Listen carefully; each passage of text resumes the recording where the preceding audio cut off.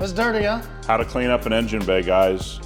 Probably one of the most popular things we get asked. A lot of worries about using a pressure washer or what should I do. We're gonna show you one way. Hopefully it's coming up on camera. We got a very beat up Toyota FJ Cruiser. These are actually something that they don't produce anymore, obviously, going up in value. Customer wants it cleaned up. This thing's in pretty rough shape all the way around.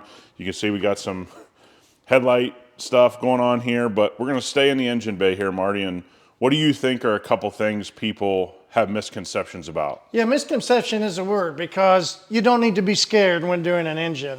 But do you need to take some caution on some things? Absolutely, right? First thing we noticed was right here, we got a lot of wires, right? Yep.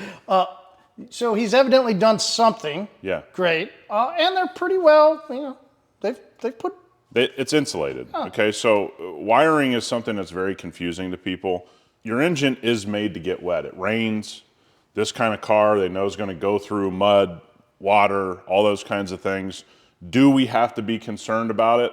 Look, if you have a carburetor, if you have exposed air filters, those types of things, obviously intakes, you wanna worry and cover those up with a bag. But wires is something that people start to think, and if you've got something like this where they've done some work, you go, okay, should I take some precaution? Yeah. Absolutely. You should. And we'll grab something here. Yeah. Off camera. The other part that people question about is air intake systems. Yeah. Right. You want to keep it out of there. Look, you don't want that to go in. Go ahead and put a bag over it. Grab a rubber band. So we just got a plastic bag here that we have around HQ, and we're going to cover this up. Now, is it going to be covered up perfectly? Is it going to keep every single drop of water out? We're going to do our best. You guys at home or in your shop are going to do your best. But the key is you'll see that we're going to keep the pressure washer away. You know, we like to have a little bit more of an aggressive nozzle on our pressure washer. Yeah, some people have asked about the angle of the nozzle. You know, 15, 35. I do like to have a point. Yeah, you got to remember pressure washers are about how many gallons per minute and the pressure that's coming out. You know, obviously you don't want to use a zero tip that's meant to clean concrete. We don't have something like that. I'm sure you don't have it at home. The thing you want to do is just keep a distance. You just don't want to, even with a wider fan, a 35 or something, you don't want it down like this. I mean, so everything's going to happen from here down, and then we got to talk about what cleaner to use. For us, we're going to use, because of the shape of this engine, we're going to use TRX 1-to-1, something along those lines. You want strength here. We're going to use a variety of brushes. You could easily take a beat up towel or wash mitt, use it as getting some of these bigger areas, which we'll do. You could also spray TRX and put some cleanse on top of it to give you some foam and some cleaning power. You could do a variety of things, but one of the things that we have to understand about engine bays is not to be scared of cleaning them up. And there is reasons to clean them up, right?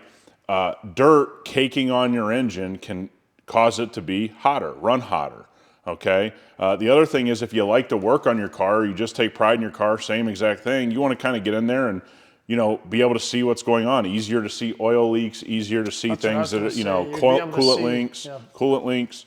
One of the things that I want people to understand is don't be scared of this, okay? If you are scared, the next step is grab a steamer. Yeah, let's say this though. Cleaning engine bays, what you should be scared about doing is spraying a hot engine. Yeah, that's true. So that is the one thing, right? You do need to make sure that your engine has cooled off, that is setting. I have had a scare way back in the day, right? The engine was hot. You start going, whoa, can you crack a block? That's a lot of cold water on something that is hot. Can it happen? It can. Yeah. And what's the chances of it happening?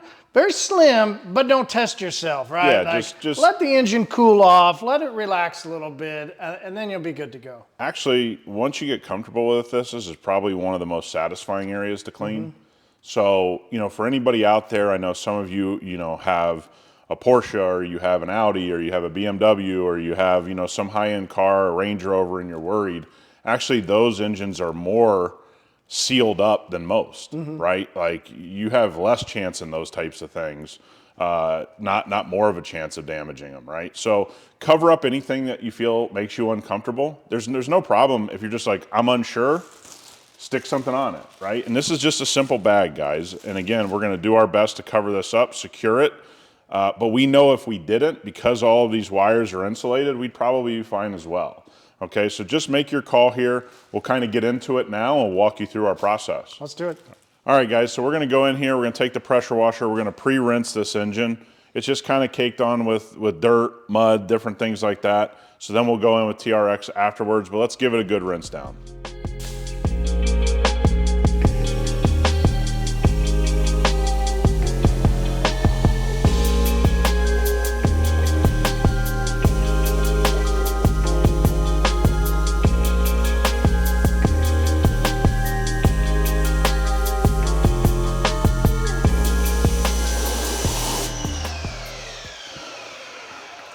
All right, Marty.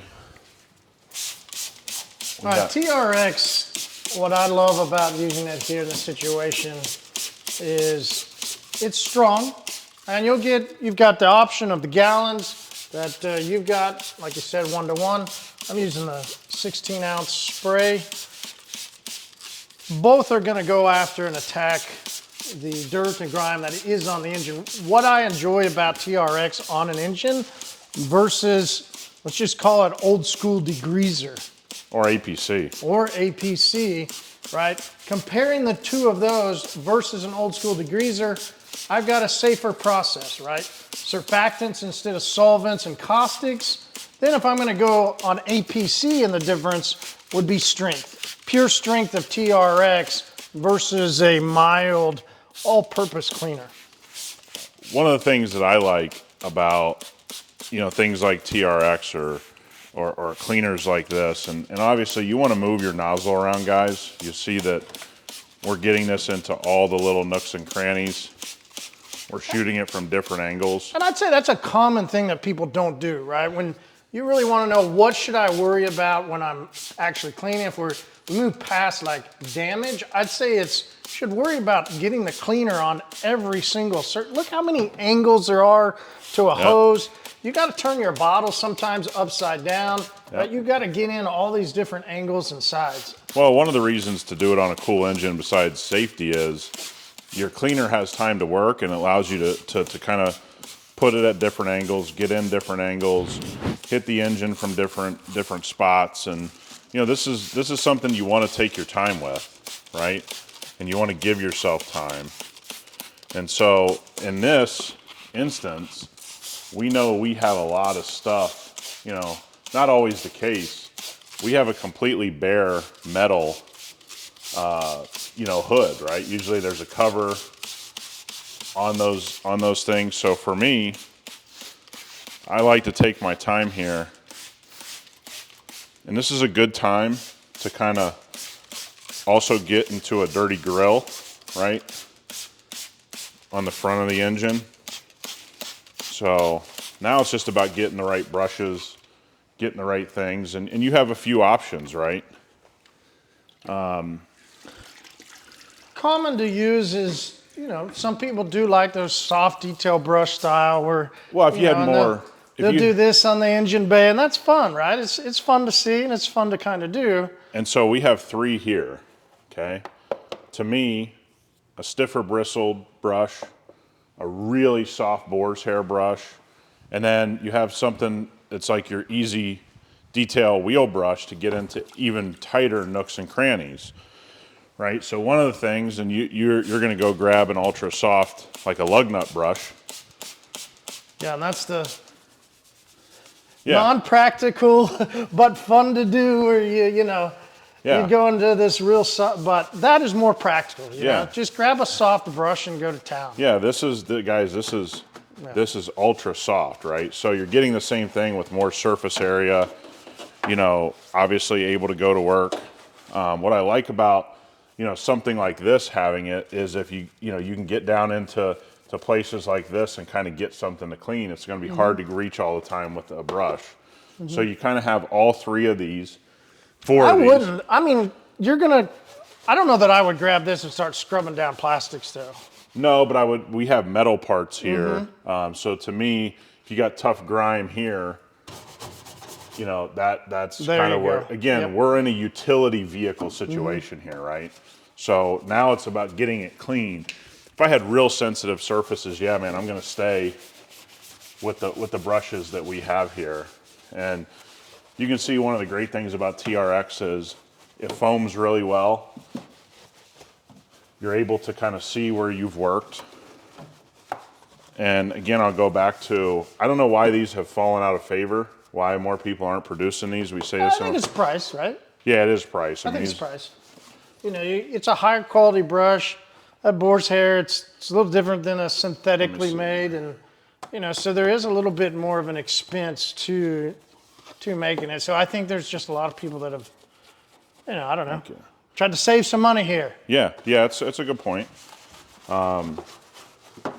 So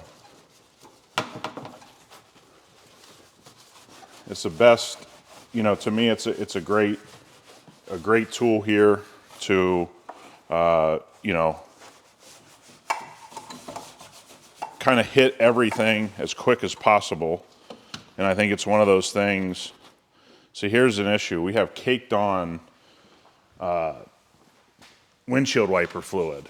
So softer brush actually isn't going to do real well over here. This is where you would need that stiffer bristle, a little bit of extra cleaner.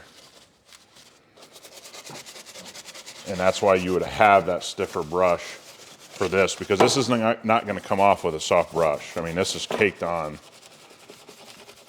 And so you got to kind of get in there. This has probably been on, I don't know, years, more than likely.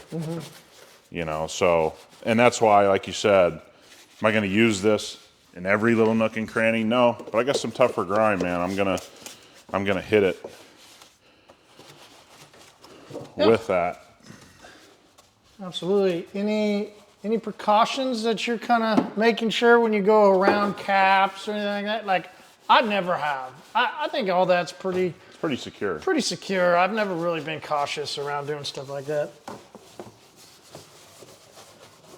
I know this big water hose coming off here is always dirty. It's always nasty. I think this is a part that people miss, and they don't always clean the underside or around the quarter parts that aren't showing. And so then once you go rinse it off, you always see a little bit of dirt still down here at the bottom. Yeah, we have a situation here. My brush is getting so dirty, we're actually going to rinse it.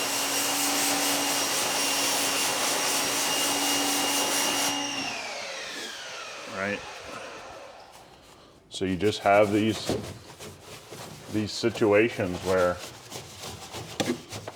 and when you have a dirty engine, you always want to push away from yourself so you don't, you know, put dirt all in your face.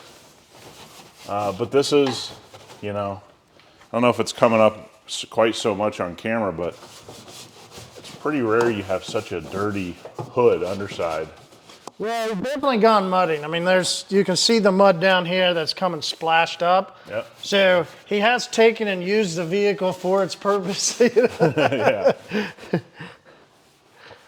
So this is, I think a lot of times guys miss hinges. They miss all kinds of different spots. And, you know, you do enough of these, you kind of know exactly where all the problems are, right? And so, hey, nothing says a good detail. Having some good grease and dirt all over your hands. Wait, how are yours clean? Why am I always the one getting dirty? Yeah, we talk about this a lot. There's seems to be two types of people that detail cars: guys that know how to keep themselves clean, and guys that are always dirty. I'm always the dirty guy. I guess I've just had enough experience to know how to keep myself clean. And so, I think the fun's getting in there getting dirty. So, it's to each their own, Nick. We're not going to say you're wrong. Let me see if I can reach. There we go. Or you just left the real dirty parts to me. Maybe yeah, that's what I usually do. I go, Yeah. hey, why don't you hit that? Mm-hmm. All right, let's give this baby a rinse.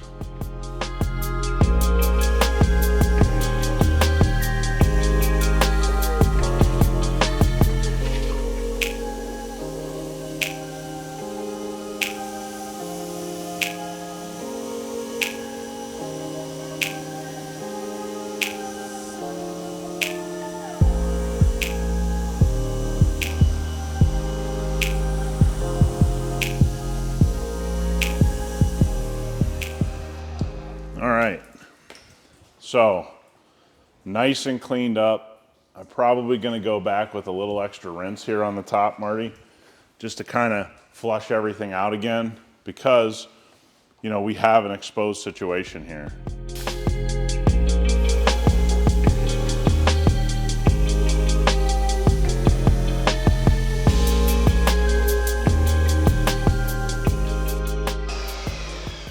Now, you have to make a call here, right, Marty?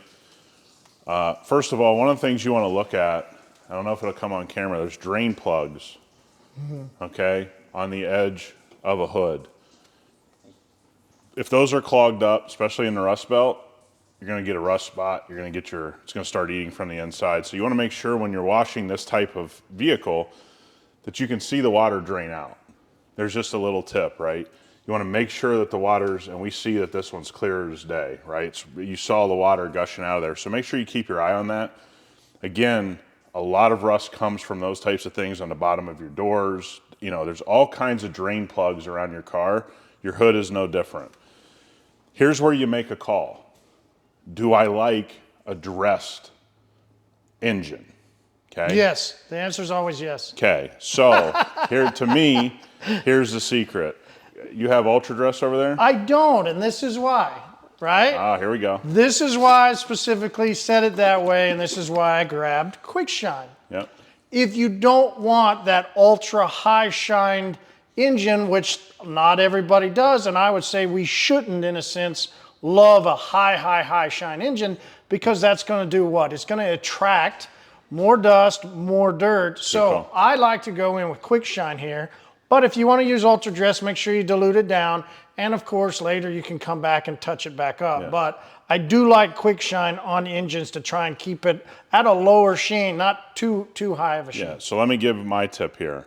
While it's still wet, I'm giving it a mist and I'm letting it go. Oh, absolutely. We haven't got there yet. Absolutely. Yeah, so you want to spray it down and I drench. I don't just mist. See, I drench and then I shut the engine hood. Sorry, I shut the hood and let it rest. See, I'm more like this. Okay, that's more my move, because remember, when it's wet, this is going to kind of spread itself out. Okay, if you do it dry, which is fine, I'd kind of be more inclined to use a towel and go in and kind of wipe it in. This way, we're going to kind of use water as our friend, and I'm just going to kind of mist it, and then this is going to spread around. Then when I get done with this car is going to need a pretty thorough detail, right?